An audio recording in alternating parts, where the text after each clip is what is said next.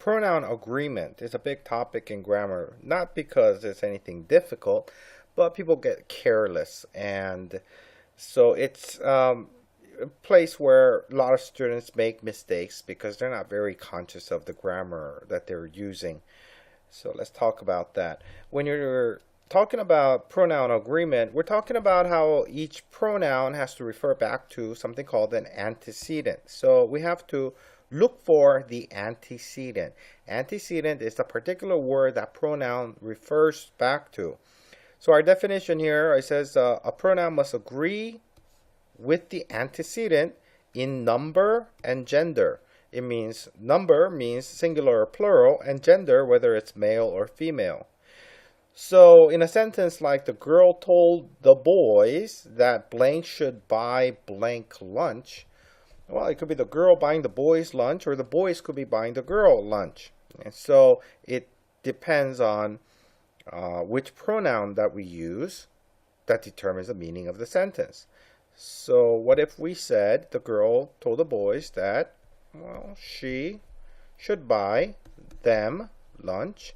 The she agrees with the girl in terms of number, it's singular, and gender, it's female. So that matches. And the them also matches with the boys in number and gender. Gender them is the same for boys and girls either way, so it doesn't matter. So we could also reverse this and say the girl told the boys that they should buy her lunch, right? Then the her takes this girl as the antecedent, and the they takes the boys as the antecedent. Sometimes we get into the issue of ambiguous pronouns. That means you have a pronoun, but it's not really clear where that antecedent is. So the rule is the antecedent or the pronoun should have a clear antecedent. You should be able to trace back in your sentence and find that antecedent somewhere close by. So in the sentence, in the news today, they said that the economy is improving. So we have the pronoun they, and you got to kind of trail backward from your sentence. And going back, let's find a plural noun that matches the they. And we don't get any in this sentence. Who's the they that said something? Well, the word news is not a plural noun, and it's not a they, so it doesn't fit. So this is considered an ambiguous pronoun. It's one of those grammatical issues that you have to fix. So what you should do is, in the news today, well, the newscaster said, the news anchor said, or whatever. Or you could just say, the news today announced that, and make that the subject without using a pronoun. What about next sentence? Trump told Obama that he was a great president. Well, who is the great president? So this is ambiguous in this case. Who's the he? Who's the Trump is great? So what we find is that very close by we have two options that are possible as the antecedent. And that's the problem. So we need to clear that up by rearranging the words, restating the whole thing.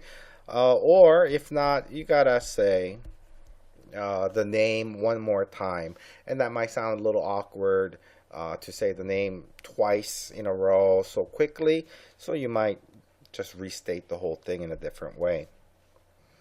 Pronoun reference problems. One of the problems is that you get into an adjective being a antecedent. And the rule is that an adjective cannot be used as an antecedent. And this is the case that we get into.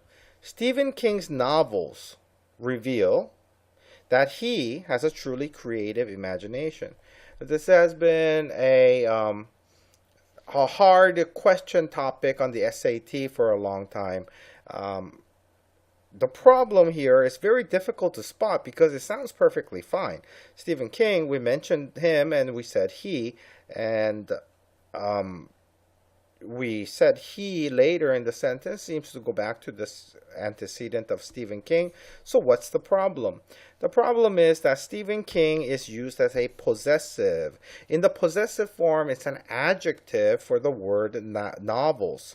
So the novels is the only noun that appears in this sentence, and the he is not referring back to the novels, it's referring back to an adjective, and that's considered a problem. So this is incorrect. So you might restate it and say, the novels of Stephen King reveal that he has a truly creative imagination. Now this is considered okay because you have a he. Where does it go back to? It goes back to Stephen King. And now Stephen King is in a prepositional phrase here, but it is used as a noun, and this is considered acceptable because you stated a noun. There's a clear antecedent.